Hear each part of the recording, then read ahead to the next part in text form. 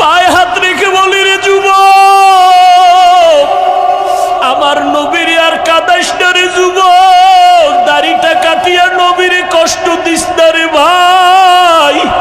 নামাজের আজানটা শুনিয়া মসজিদের দিকে আগাইয়া যা, মা বাবার দোয়া নিয়ে চলিস।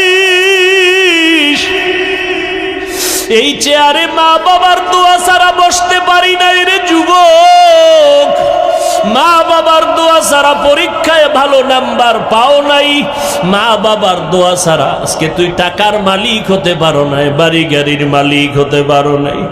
আমার নবীর বিরোধিতা করিও না, সুন্নতের আমলটা ধরো, পাঁচ বেলার নামাজ পড়ো, আলেম ওলামার দোয়া নিয়ে চলো, অন্তরে তওবা করো পিছনের গুনার কথা স্মরণ করে, আল্লাহকে মনে মনে ডাক দে আর বলো, দয়ার মালিক, আমার মতো গুনাহগার এই প্যান্ডেলে মনে হয় কেউ নাই।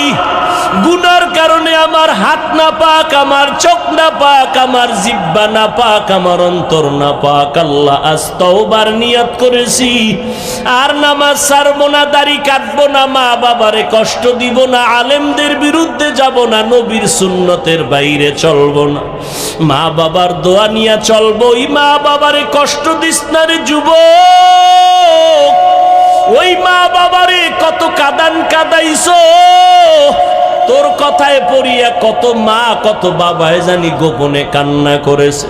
আজকে বাসায় গিয়া মায়েরে পাইলে গিয়া বলবা, মা মাথায় হাত দিয়ে একটু দোয়া করে দাও, আর গুনার কাছেও যাব না।